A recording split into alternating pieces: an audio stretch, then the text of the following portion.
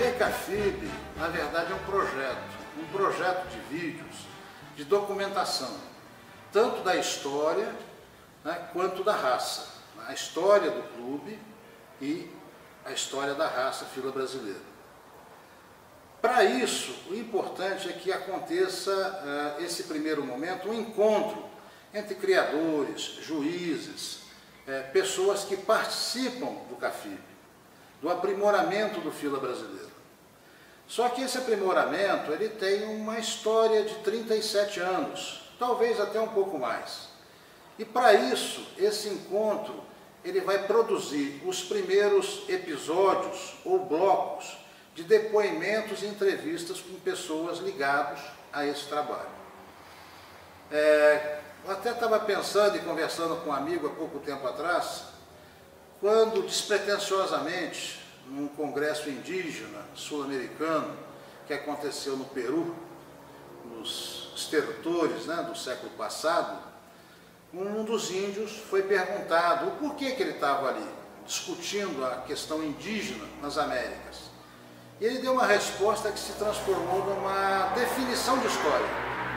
Um povo que não sabe de onde vem, não sabe para onde ir. E o Cafib tem a sua história. E nós devemos mostrar essa história a todos os aficionados da raça fila brasileira. Porque há 4 décadas atrás, a verdade é que o fila brasileiro passava por problemas gravíssimos. E para falar sobre isso, ninguém melhor do que aquela pessoa que iniciou um trabalho de motivação junto às autoridades sinófilas, principalmente autoridades em fila brasileiro na época. Para isso, então, eu convido nosso amigo Francisco Peltier de Queiroz, que vai dizer o que aconteceu há praticamente 40 anos atrás e que nos trouxe onde estamos hoje. Obrigado.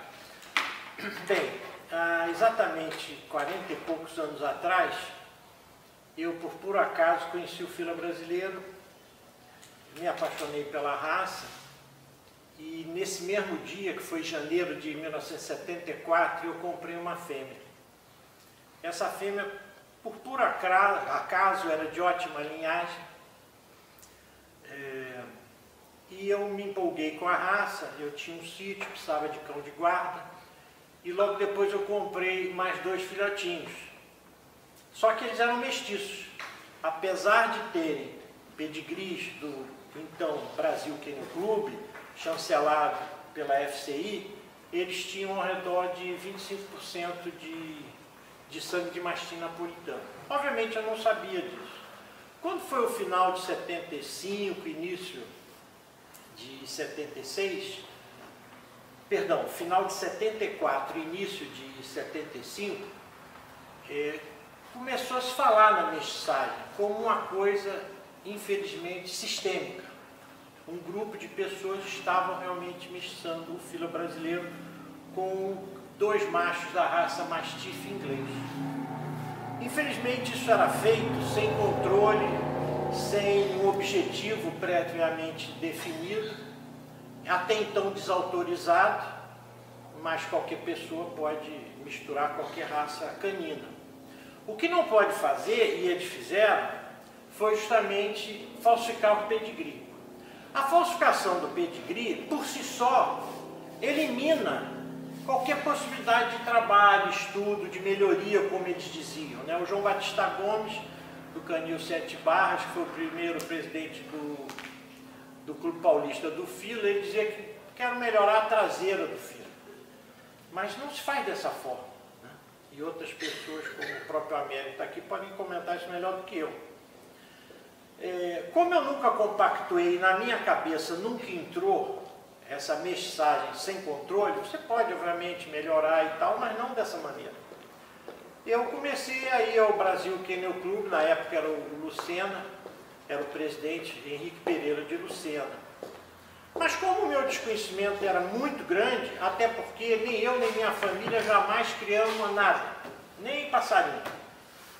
Então eu procurei uma pessoa chamada Zito Hermani, que era um juiz do CBKC, ele tinha sido amigo dos meus irmãos, E eu não me lembro mais como, o pai dele, o velho Zito, o velho Hermani, tinha um canil no Rio chamado Amazonas.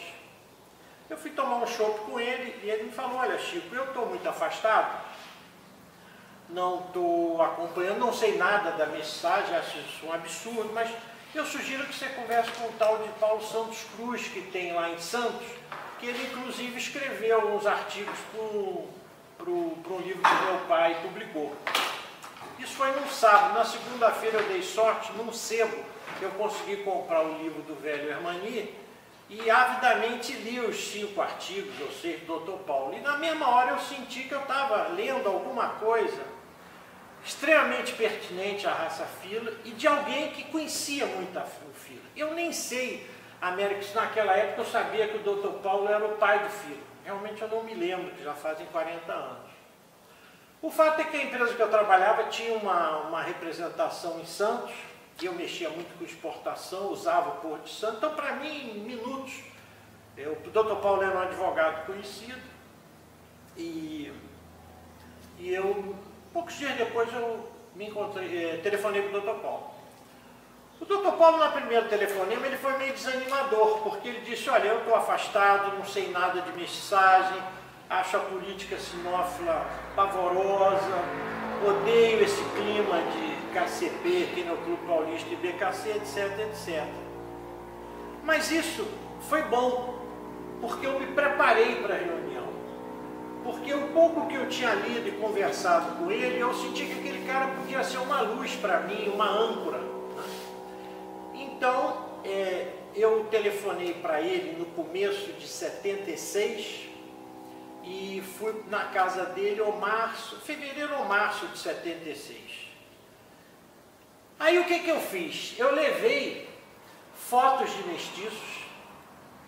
Bom, primeiro eu contei para ele uma coisa que passa meio batido, porque é um pouquinho antes do CAFIB, e a gente às vezes não atenta muito para o fato, que foi o RI. Antes, para valorizar os cães mestiços, eles fecharam o RI, ou seja, não era possível ter o registro inicial, né? Então eu contei, ele ficou disso, mas a criação Parnapuã, que é o canil dele, se fez com RIs, que ele buscava no interior de São Paulo e de Minas. Bom, então o Dr. Paulo não é só isso. Nós agora temos fila mestiço, então eu mostrei algumas fotos que fazem parte daquele trabalho, Jonas, chamado organograma, que depois eu organizei, mas eu levei as fotos soltas para ele. Disse, mas Dr. Paulo, não é só isso, não, ainda tem mais. Inventaram, fabricaram fila preta. Ele falou, mas como? Eu falei, tem um consórcio no Rio, que é o cachorro chamado Iandu, e que querem exportar, porque o fila preta, eu disse, mas os filas pretas não existem, eu sempre vi cachorros adogados, alongados, etc, etc. E, fazendo um parênteses, esse Iandu acabou sendo a primeira página do Globo, acho que em agosto, setembro desse mesmo ano de 76. Era um cara chamado Brando. Bom, o meu objetivo era trazer o Dr. Paulo de volta. Assim como eu sei que o CAFIB, antes de sua fundação, também fez isso. E acho que isso foi muito importante no curso que provavelmente você vai mencionar. Então, eu me lembro perfeitamente que eu saí da casa do Dr. Paulo, era começo de 76, e ele balançou. Porque eu deve ter visto um cara jovem, idealista, que estava começando errado, que já estava com 2 mestiços e tal. E a gente trocou alguns telefonemas e finalmente, 2, 3 meses depois, ele escreveu uma carta, falando do RI, da mensagem e tal. Carta essa que se subtendia, claro, que está no meu site, que se subtendia a volta dele. Tanto é que o jornalista Paulo Godin, se me falha a memória, em junho de 76, ele publicou uma nota no Jornal do Brasil, que na época, junto com o Estadão, eram os 2 melhores jornais do Brasil. O Jornal do Brasil hoje já nem existe praticamente mais, mas ele, o Godin, para quem conhece, vai entender, ele tem a perspicácia, né? A nota dele chamava A Volta do Grande Mestre, né? E um parêntese, o Paulo Godin conhecia o Paulo Santos Cruz.